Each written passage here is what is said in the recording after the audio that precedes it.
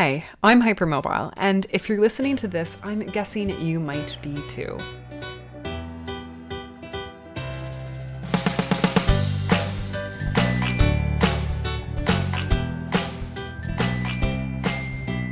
And if you're not sure what hypermobility even is, or HSD or HEDS, well, you've come to the right place. Welcome to the Help, I'm Hypermobile podcast. My name is Alex and I'm your Hypermobile host, and I'm going to be taking you on a journey about all things hypermobility related. We're talking about everything from diagnostic criteria to the Baton scale to even just like navigating life as a hypermobile person, dealing with school or work or dating. We're going to get to everything eventually, and it's going to be a journey. But speaking of journeys, let's start by talking a little bit about mine.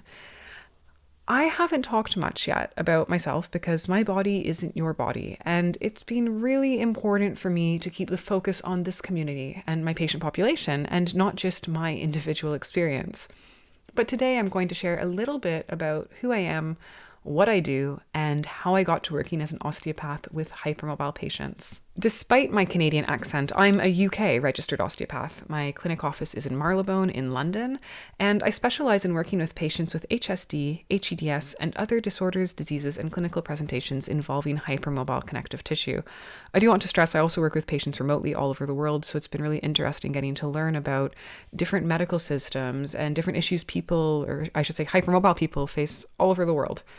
Anyways, at the start of my career, I was working primarily with sports injuries, and specifically sports injuries in professional athletes and athletic individuals.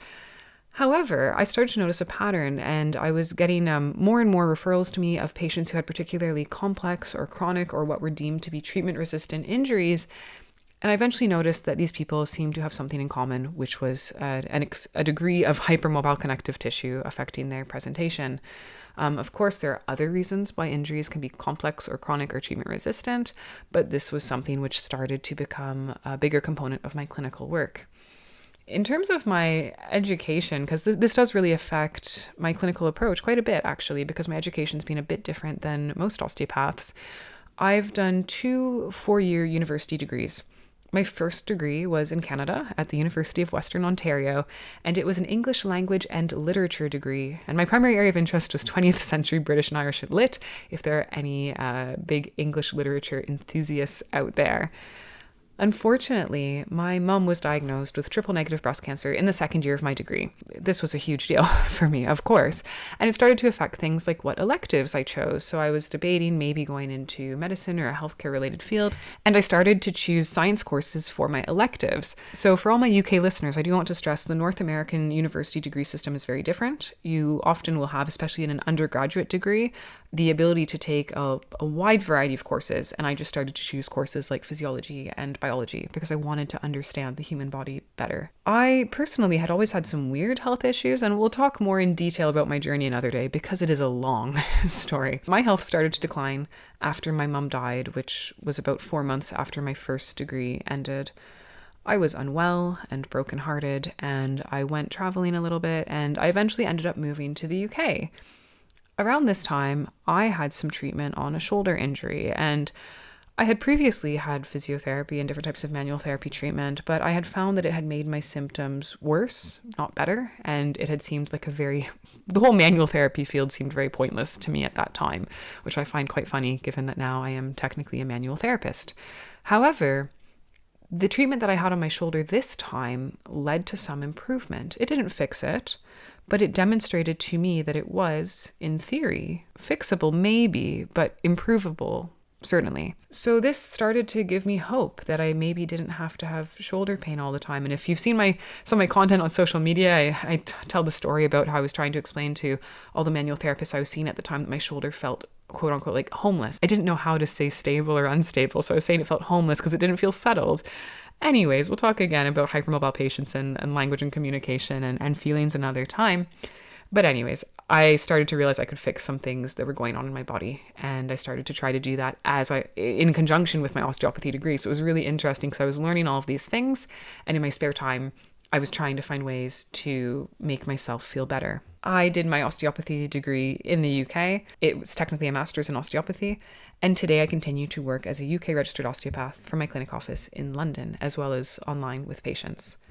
Now, a lot of people, I think, would find it weird for a healthcare worker to have an English literature degree or a degree in the arts. And I've actually had a few people ask if I regret doing my first degree. But I personally believe it was just as important as my osteopathy degree because my patients are people, first and foremost. And what is the study of English literature if not a study of people? We're looking at the thoughts and ideas and the contemplations of people over time. I like to joke that my English degree was theory of people and my osteopathy degree was applied people. And I do believe that this has contributed to my holistic approach that I take with patients today. Of course, I believe that words matter. I wanted to be an English prof actually for a while, and I believe that stories are powerful. And as important as data collection and rigorous statistical analysis is, if there's one thing I've learned through my work with patients and connecting with this community online, it's that stories have the power to change lives. And speaking of that, I want all of you to know that you have truly changed mine. I feel so much less alone and so much less weird because of you. And I've learned so much from all of the insightful, thoughtful comments that you take the time to leave. So I just want to thank you for not only making me feel less alone, but for making me a better clinician and a better human being. And I truly believe that by connecting about connective tissue disorders, we can change lives. Before we get into the topic of this podcast episode, which is going to be everything I wish people knew in less than 10 minutes, I want to stress that, as I said just now, words matter. And it's important to be thoughtful about which words we use and how we use language. You will notice that I've used the word hypermobile so far. I want to stress that benign hypermobility is very much a thing.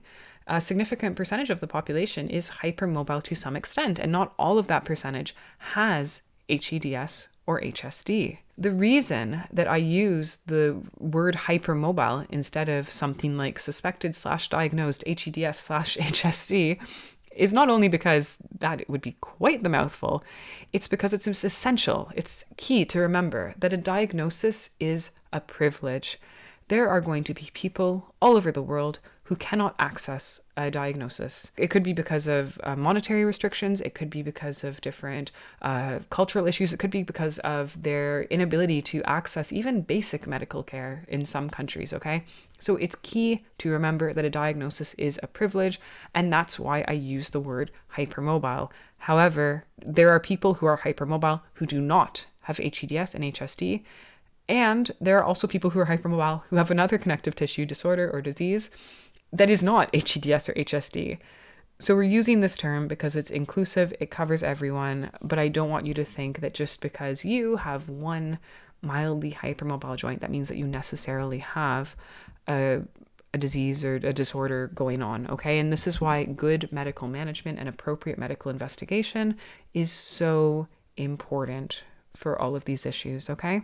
And again, I don't think I mentioned this earlier, but I'm going to mention it now. I'm not a medical doctor. I'm not a doctor of osteopathy. I'm a UK registered osteopath, okay?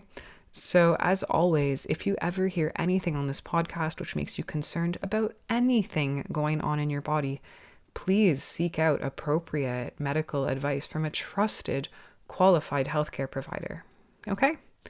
Anyways, continuing on with the discussion of language, when it comes to things like gender, sex, pronouns, etc., for the purposes of this podcast, I will try to be in line with the guidelines from the National Institute of Health. I'm going to try and put the link in the show notes. You'll notice this means I occasionally use phrases like all genders or all sexes, and that's just me trying to be accurate when it comes to this stuff. If I ever say anything where you feel like I didn't quite get it right, please do feel free to contact me directly. Again, I'll try and put my email in the show notes, but you can find me online. If you're looking for me on social media, my account is the Hypermobility Helpline or Hypermobility Helpline on YouTube, Instagram, and TikTok. Anyways, what you've come for. Everything I wish people knew in less than 10 minutes. So This topic actually was inspired from a live that I did, and I had someone ask me, hey, if we were just like doing an elevator ride and that was all the time we had, what would you want to tell me about hypermobility? Like, what would you want to make sure I knew? This is the answer to that. Is it everything? No, because guess what? I have an episode layout of like 30 episodes lined up at this point. There's a lot to talk about, but these are a few things which I think people are not aware of, and I want to make sure that you are aware of them, okay? You ready? Let's go. Point number 1. Incurable does not mean untreatable. This is the single most important phrase. If there's anything that I leave, any type of like legacy that I leave about working with hypermobile patients, it's that just because something's incurable does not mean it's untreatable. And whether that's finding that treatment that gives that patient a huge improvement, or even just a treatment that gives that patient a 1% improvement, it's essential that we fight for every single improvement available when it comes to quality of life. Because as I said earlier, patients are people, and I want everyone to have the best quality of life possible. But if you take 5 words away from this podcast, the phrase of the day is incurable does not mean untreatable. Okay? Point number 2, because I get this all the time in the comments on social media, the bait and scale. Hate the bait and scale. The bait and scale is just a test for generalized joint hypermobility.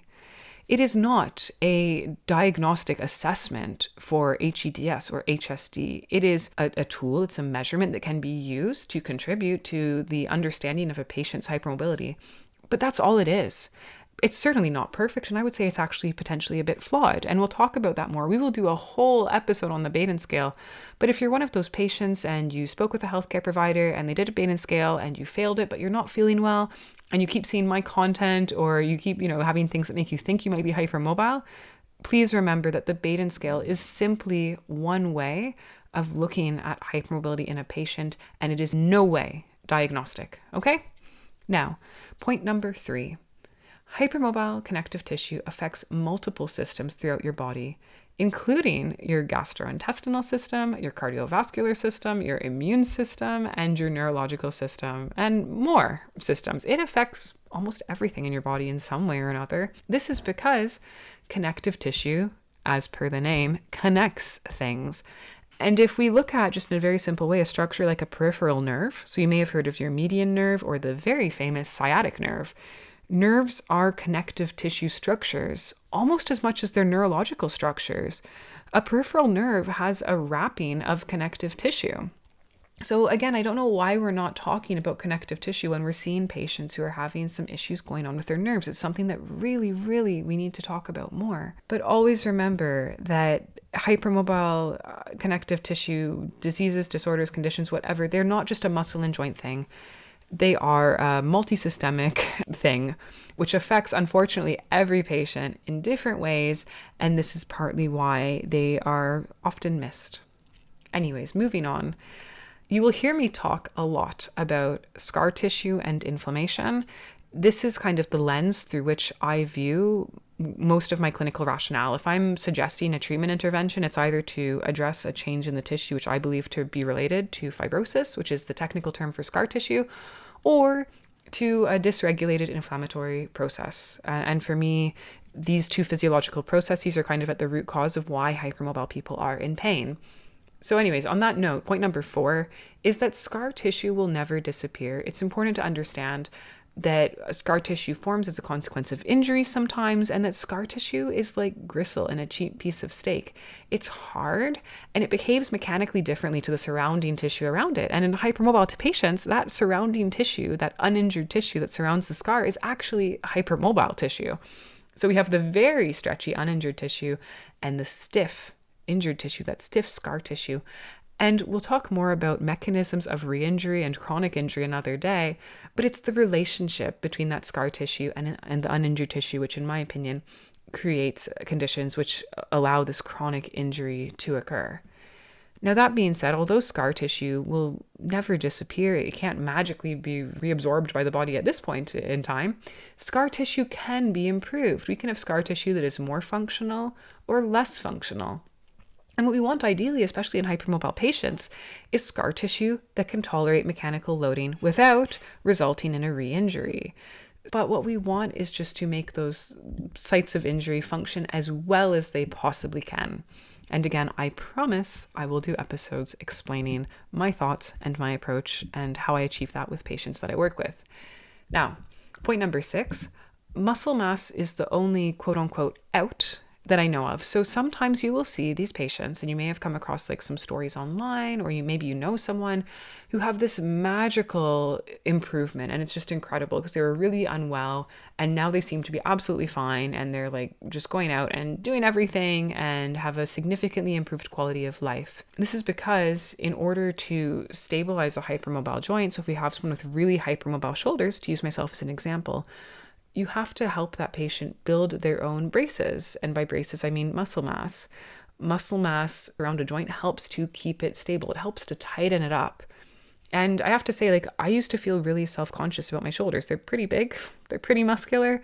But you know what? I think of the pain I had before I had that muscle mass, and having slender shoulders and letting my muscle mass disappear on them is not an option for me. I fight to keep my muscle mass. However, it isn't easy to build muscle mass. I have to say, I'm always surprised at how many patients come to me and tell me that they were told by their doctor, oh yeah, just do strength training or just build some muscle mass. Like it's easy. It's not easy for anyone.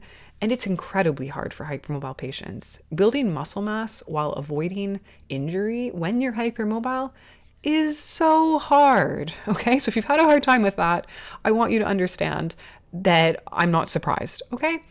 But secondly, I want to stress it's also not possible or safe for everyone. There are some people with some very rare conditions who end up having life-limiting consequences from their connective tissue, okay? But there are also some people who have connective tissue where, although it causes them a lot of problems, they are able to build muscle mass and to have significant improvements. So it's all about finding what every patient is physically able to do and working in supporting them in that as much as possible. And that's why fitness and strength training is something I'm very passionate about. But again, I want to stress it's not possible or safe for everyone. And if you're not sure, as always, speak with your trusted healthcare provider, okay? And finally, final point, HEDS and HSD affect everyone differently. The thing is, you see a lot of similarities, and that's partly why we have such like a big community online, because I'll say something, I'll describe some certain things that I observe in patients, and so many people will see that and say, oh my gosh, that's me. However, when I see these patients in clinic and we're going through the details of how they're affected and issues they've struggled with so far, or treatment that's worked or hasn't worked for them, I cannot stress how unique every patient is. My work, and I feel so lucky to have the work that I do, but my work is infinitely interesting because although we have these same, in my opinion, kind of underlying physiological processes involving scar tissue and inflammation and the consequences of hypermobile connective tissue, every patient is so different. And I describe it to my patients as it's like being someone who quite simply has a body where they cannot buy clothing off the rack. They have to get clothes custom made by a tailor. For hypermobile patients, what they really benefit from, and unfortunately it's hard to access these days, is bespoke medical care.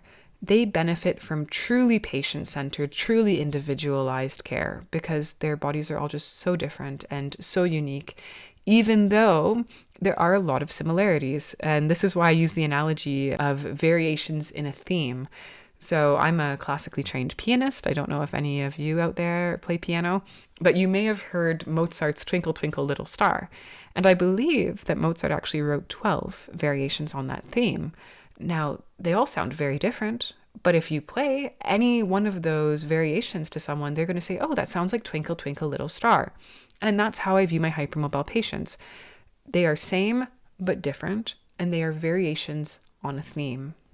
I hope you found those points helpful. Of course, it's not everything I wish people knew. We would need an elevator ride that's about 10 hours long, maybe, to cover everything I wish people knew.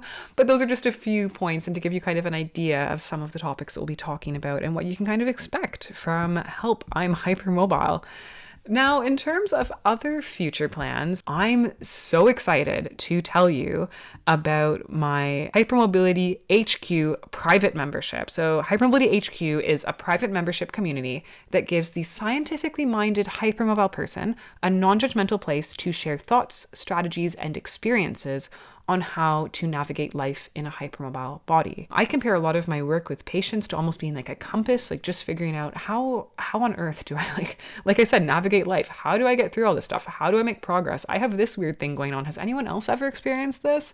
I'm so excited about this private membership community, and I'm thrilled to be telling you that it will be launching on Friday, June 23rd. There will be regular lives, specifically a weekly live where I'm on for an hour and a half and we are talking about a topic, as well as a Q&A. And of course, there are going to be different forums which will be managed, and I will be sharing some more insight into that on my different social media profiles. If you want to see what it looks like, please go there. I want you to know, of course, what you're signing up for and to decide if it's right for you. But I'm just so excited about it because I've always wanted a place where we can talk about everything, and I'm hoping that this will be it. If you're nervous about Discord, don't stress. I'm going to be making some tutorials. It's basically just, it's a way to almost make like a library, a way to make a meeting. It's like a meeting place, has a baby with a library, and it's just all very organized and you can find whatever you're looking for there. It's also really cool from an accessibility perspective because there are ways that we can talk using voice. So you can like leave voice notes if that's your thing, or if your hands are hurting and you can't use your hands. I can leave different types of media content on there. Live recordings will of course be available on there for people to view, those private lives. And I'm so excited because I will be able to again do a regular Q&A. I love Q&A, but it got a bit overwhelming on my TikTok in particular, just because the community is so big on there. So I'm quite excited to have a private membership community where I will be able to give a little bit more of a focused and just a more detailed presence to the people who are on there. So if that's something that interests you, please mark that in your calendar, sign up, and make sure that you get my email notification so that you will be able to get that founder's rate if that's something that you really are keen for. Okay. Now, additionally, I want to encourage you, if you've enjoyed today's episode, to subscribe, download, like, share, save, follow, whatever. Your support is truly so appreciated, and I'm so grateful to have had you with me for this today. And finally, never let anyone dull your sparkle. I hope you have a good day, take care, and we'll catch up next time.